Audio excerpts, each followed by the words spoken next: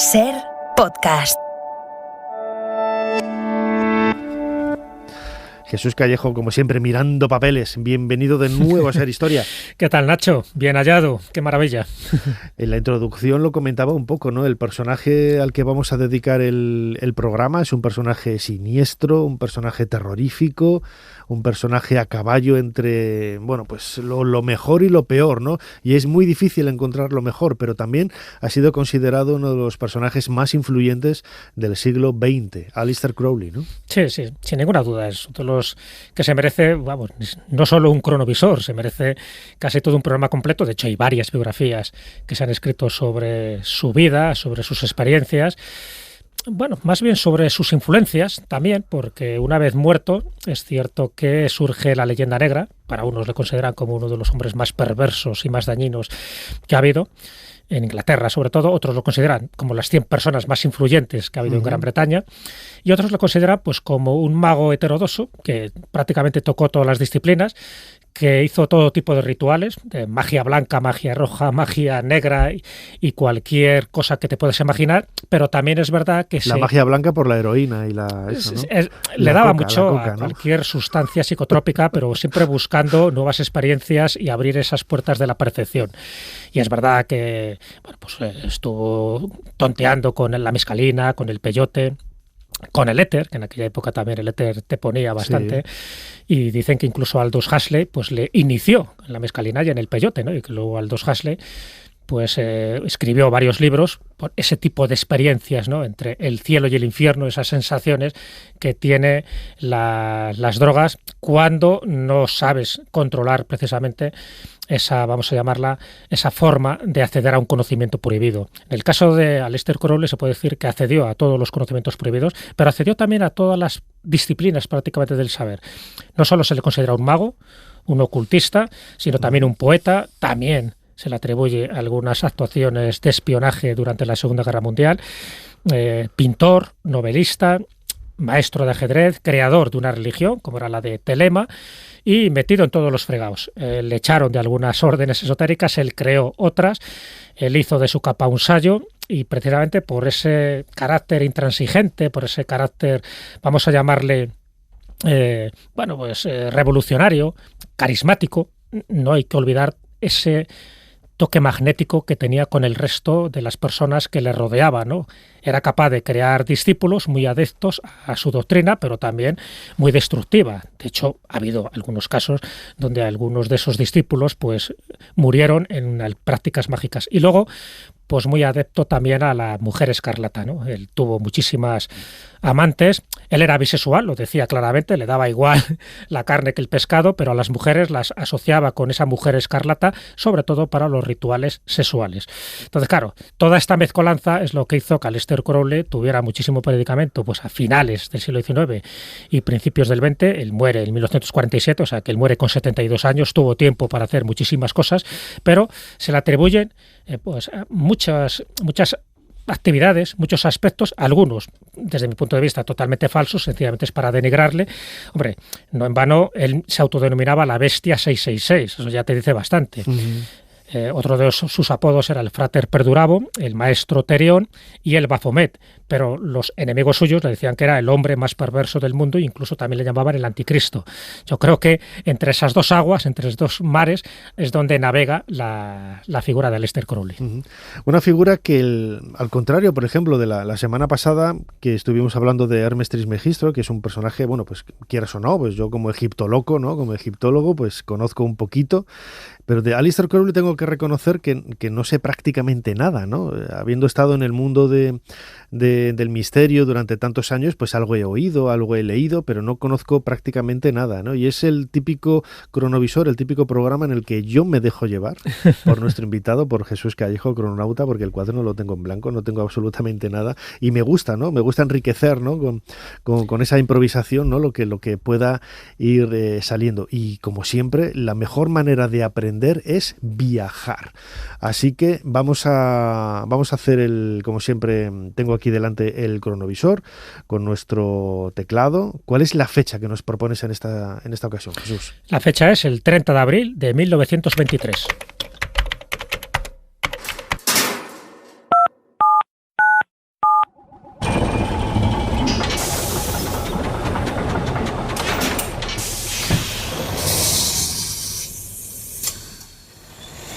Adelante, pasen. Jesús Callejo les está esperando junto al cronovisor.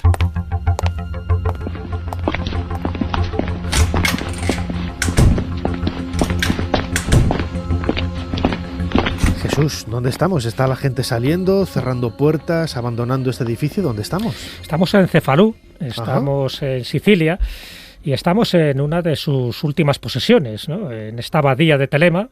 Él creó allí toda una especie de orden y de ritos iniciáticos. Y claro, precisamente por sus abusos, por sus rituales, por sus escándalos, está claro que la gente de Cefalú no veía con buenos ojos todo lo que se producía en esa mansión. Pues estamos asistiendo al momento en el que él es expulsado por orden ni más ni menos que de Mussolini. Ahí va. Porque ya todo lo que se generaba, esa atmósfera un poco mistérica alrededor de esta abadía de Telema, en Cefalú, pues provocó muchas denuncias y sobre todo una de ellas, unos meses antes, sobre todo a principios de 1923, muere una persona, uno de los acólitos, uno de los discípulos que vivía en esta casa de Cefalú.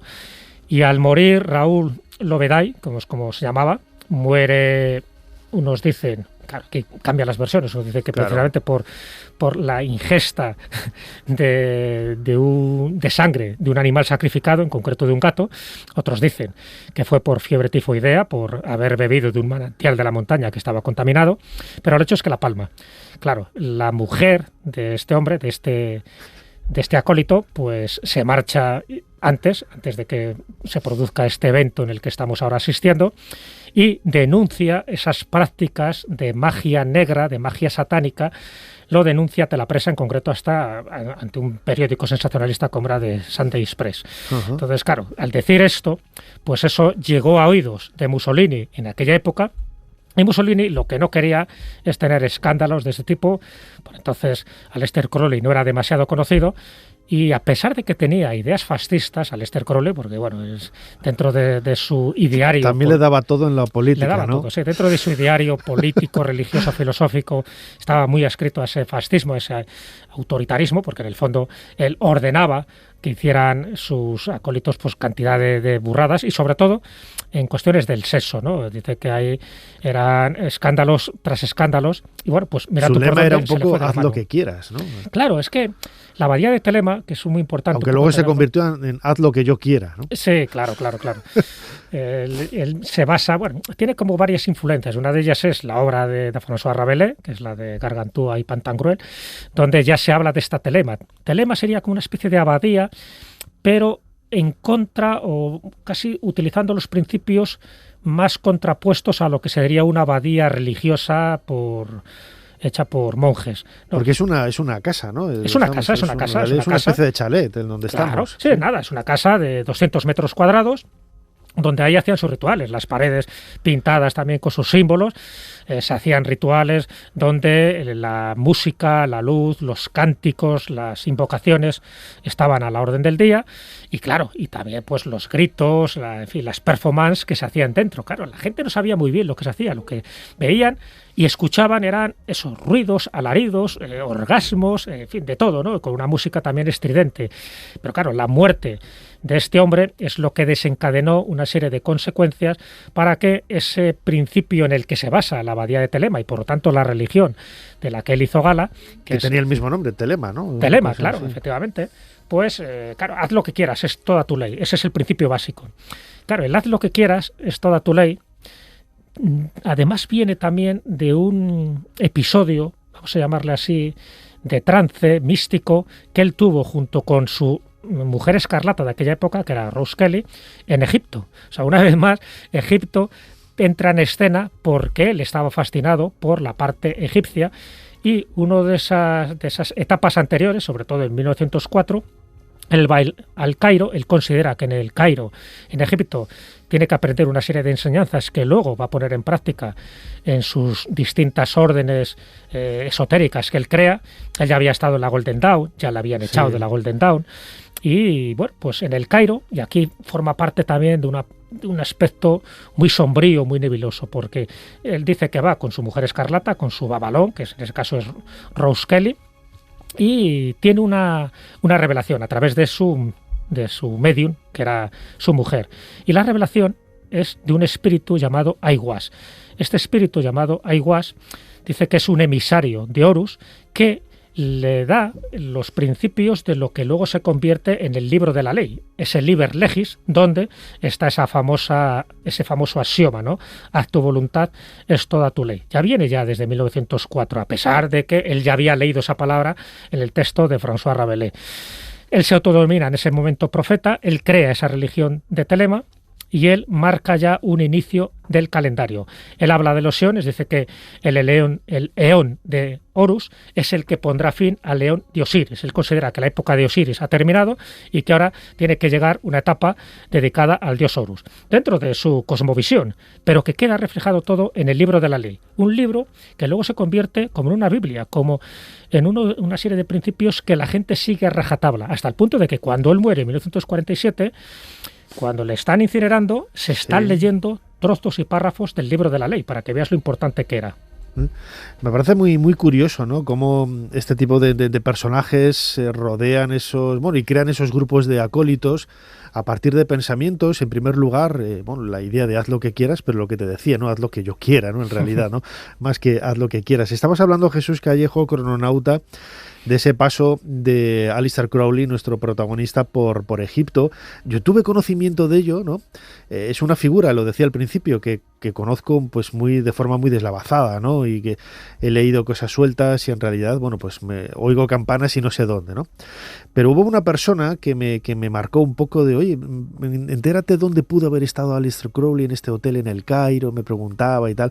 Y esa persona es la mujer que nos está atendiendo ya al otro lado del hilo telefónico, que es Belén Doblas, experta en ciencias humanas y sociales por la Universidad de Comillas y cofundadora de Mistérica, uno de los grupos más importantes a los que yo he tenido tiempo de compartir, ¿no? En todos estos años. Belén Doblas, bienvenida a Ser Historia. Encantada de estar con vosotros.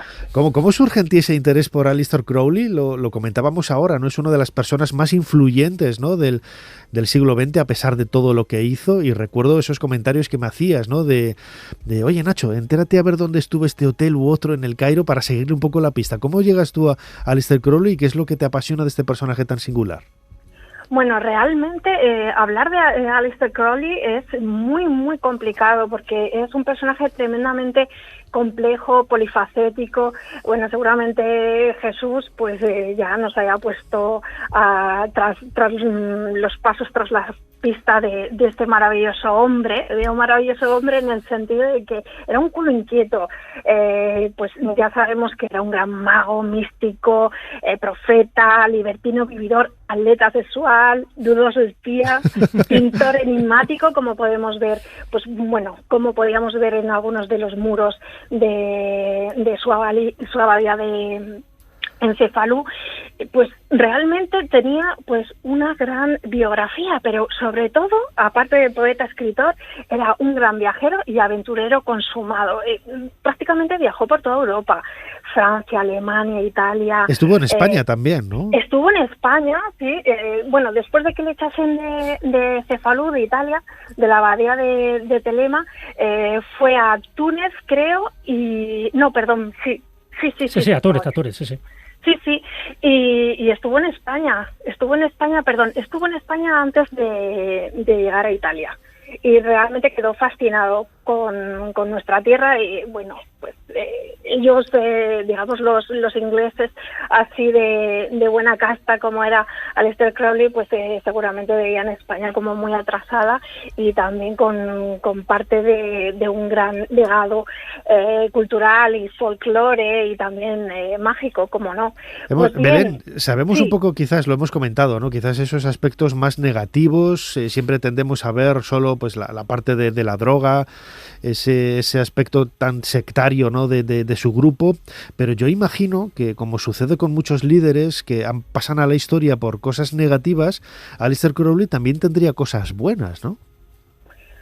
A ver, yo creo que tiene pues una fama que él mismo se ayudó a construir. Realmente era un gran embaucador, provocador, ególatra, y yo creo que él pues le gustaba muchísimo provocar. Pero realmente, si tenemos que ensalzar su figura, es porque dedicó toda su vida al estudio de la magia. Incluso podríamos decir que no tuvo una vida fácil. Daros cuenta de que era de una familia muy acaudalada y prácticamente murió en la indigencia.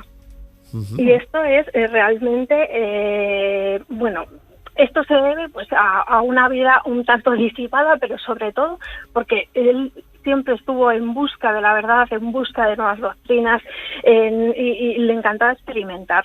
Pero sí, quizá pues se ha saltado esta fama un tanto oscura, pues de icono icono pop, de la contracultura de nuestros días, pero quizá esto haya utilizado un poco su obra y la esencia de toda su magia. Sí, yo recuerdo una vez hablando con Julián Ruiz, buen amigo, también muy aficionado al mundo de los faraones, al mundo de Egipto, pasa muchas temporadas del año en el Winter Palace, ahí en Luxor, y compartiendo charlas en su habitación con este periodista musical, me hablaba de la influencia, ¿no?, de Aleister Crowley en muchos grupos de los años 60 y de los años 70, también quizás por el lado menos agradable, ¿no?, menos bondadoso de la droga, ¿no?, y ese lema, ¿no?, que él decía de haz lo que quieras, ¿no? Es un poco quizás el lema que ha quedado de Aleister Crowley, pero la influencia en la música también es bastante singular y curiosa, ¿no?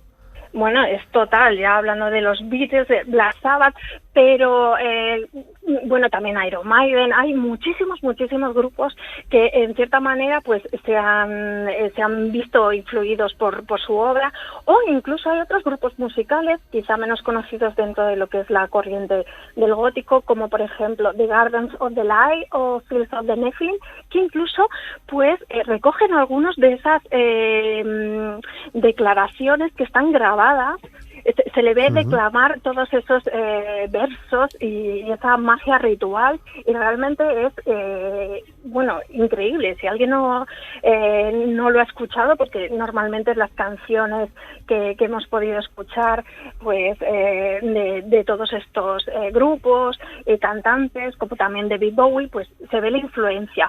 Pero ya te digo, por ejemplo, estos dos últimos grupos podemos incluso escuchar la voz de Aleister Crowley entre sus letras de fondo. Me parece muy curioso, Entonces, Oye, Belén, dentro de esas influencias y dentro de ese legado, evidentemente, ¿no?, dentro del mundo del rock y del metal, pues es indudable, ¿no?, dentro de esa cultura pop incluso se le considera como un pionero también de los hippies, ¿no?, cuando crea la abadía de Telema con todas las cuestiones escandalosas que se produjeron en su interior. Pero hay una de las leyendas que se atribuyen a Aleister Crowley, y bueno, me gustaría saber tu opinión, que es el signo de la victoria, ¿no? Dice que se lo enseñó a Churchill, que era un poco para contrarrestar el símbolo de la esvástica de los nazis.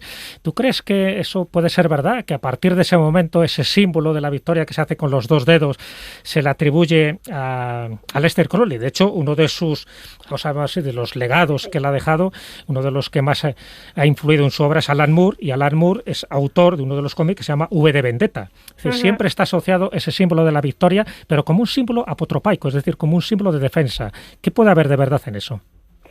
Pues a ver, yo no soy experta en cuestiones mágicas. Realmente lo que siempre me ha llamado la atención es su biografía, más que su obra mágica.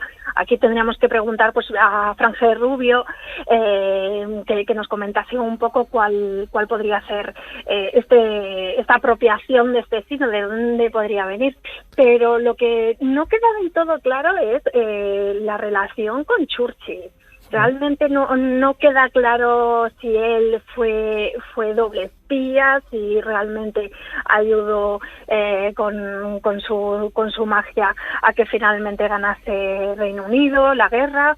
Todo esto es, yo creo que él, en cierta manera, Aleister Crowley, lo que hizo fue, pues, lo que hacía siempre, hablar quizá un poquito de más y, sobre todo, escandalizar a todos los tabloides, a todos los periódicos británicos que se hacían eco de todas las aventuras de este hombre. Claro, me imagino que es crear un poco la construcción del mito, ¿no? Y ese personaje que uno se crea a sí mismo, ¿no? A partir de bueno, yo conozco, no voy a decir nombres, ¿no? Pero conozco gente que es líder, por ejemplo, de grupos musicales, y algunos, bueno, son amigos, ¿no? Y la imagen que venden al exterior, luego les conoces personalmente y estás con ellos y son unos pedazos de pan, ¿no? No era el caso de Aleister Crowley, ¿no? Por todo lo que hay detrás, ¿no? Pero sí que es cierto que cada uno de estos líderes al final lo que hace es crear su propio personaje, que es un poco lo que hemos estado intentando desglosar en estos últimos minutos con Belén Doblas, que es experta en ciencias humanas y sociales por la Universidad de Comillas y una de las cofundadoras de Mistérica y una entusiasta de la figura de Aleister Crowley. Como siempre, Belén, muchísimas gracias por habernos ayudado a hacer un poquito más de historia. Nada, a vosotros.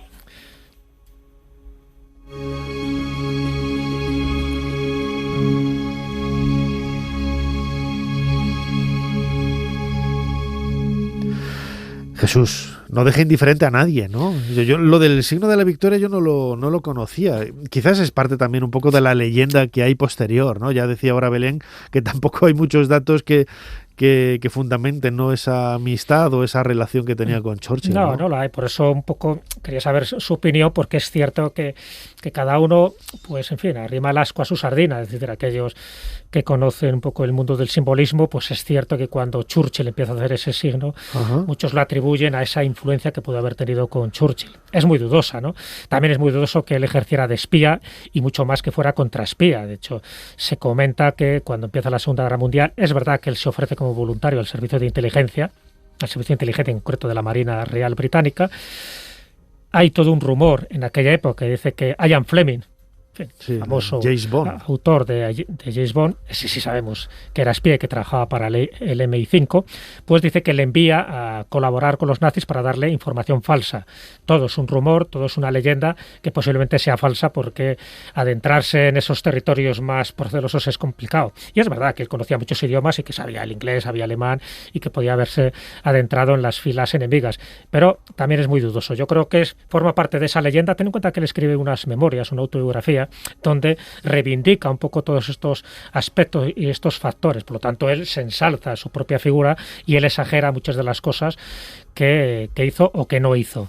Yo creo que es mucho más interesante saber ese otro aspecto. Es verdad que casi siempre es negativo todo lo que se asocia a Aleister Crowley, porque no era una persona tipo Gandhi, no era una persona que tuviera una serie de valores morales altruistas y solidarios, sino que iba buscando su propio beneficio, y es verdad que era un maestro, un gurú bastante destructivo, en el sentido de que la gente que estaba a su alrededor, como las mujeres escarlatas, solían acabar con unas relaciones muy tóxicas y muy mal avenidas. Entonces, eso es una cosa evidente. Hasta se dice que él mismo se creó un falso suicidio precisamente para retirarse del mundo.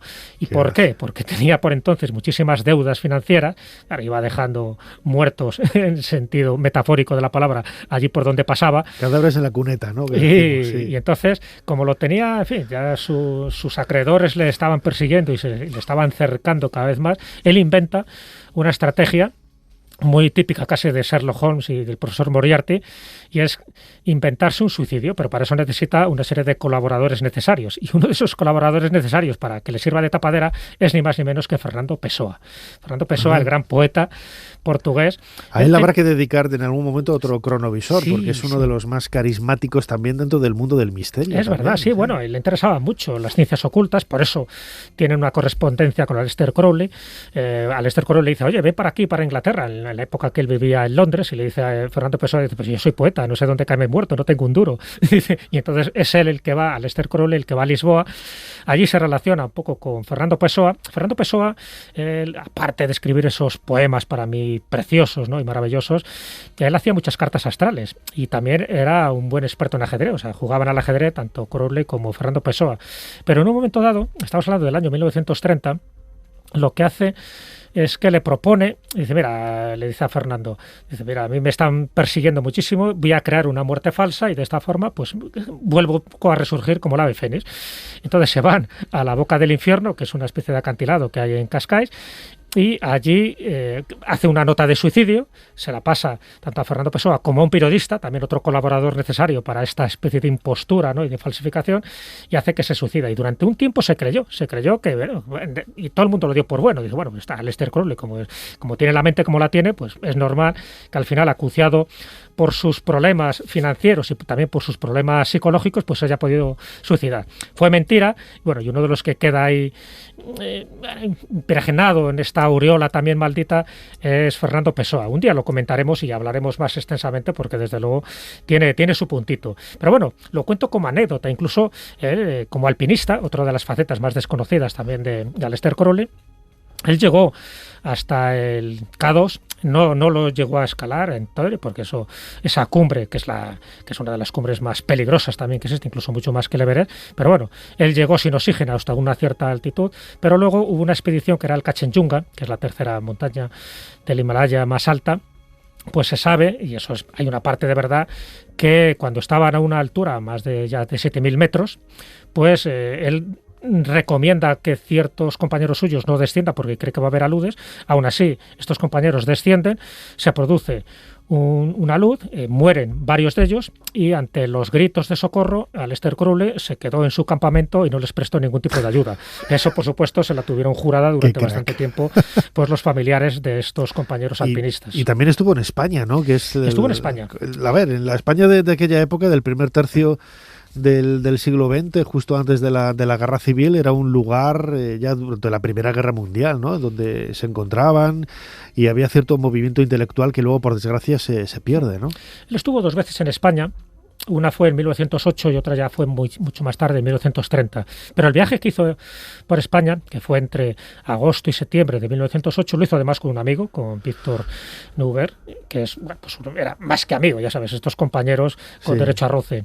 Y él parte desde París, va hasta Burdeos, va hasta Bayona, y desde allí pues ya cruza hasta España y está en distintos lugares. Se sabe que estuvo en Pamplona, estuvo en Logroño, estuvo en Burgo de Osma, donde presenció una corrida de toros.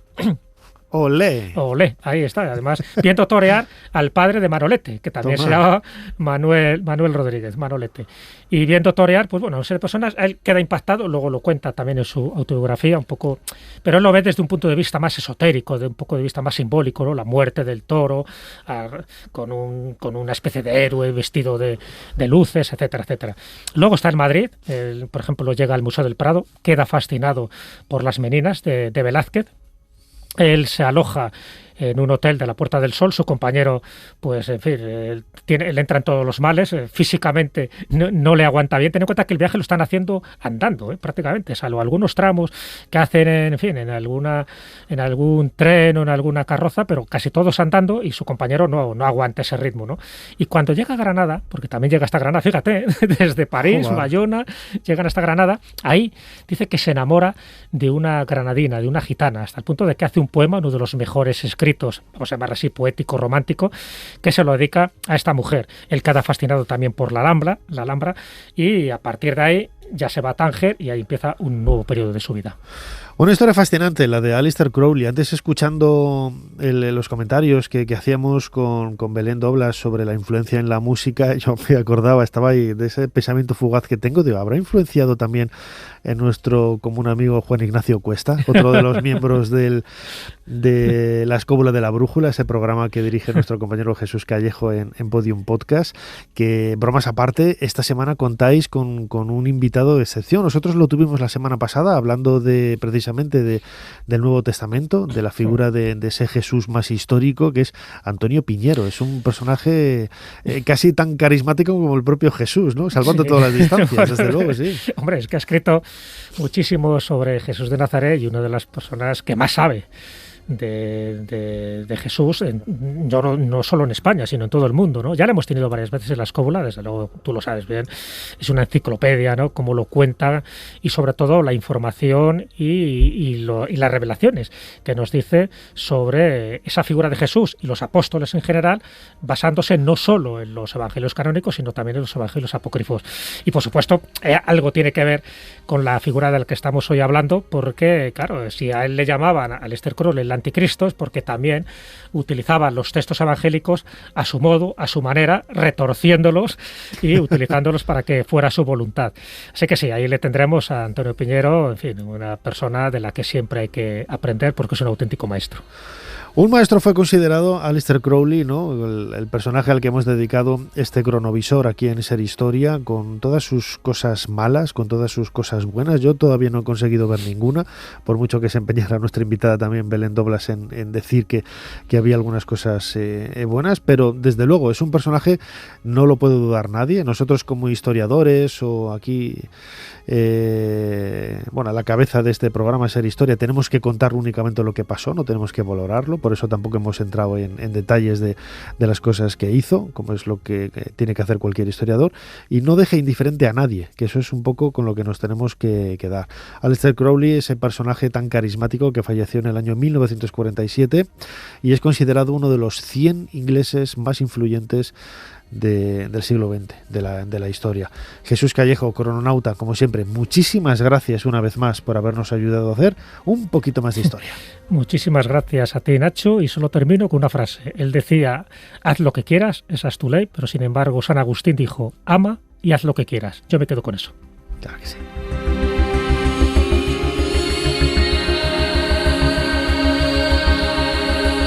Suscríbete a Ser Historia. Todos los episodios y contenidos adicionales en la app de Cadena Ser y en nuestros canales de Apple Podcast, Spotify, iVoox, Google Podcast y YouTube. Escúchanos en directo en la Ser los domingos a la 1:30 de la madrugada. Cadena Ser. La radio.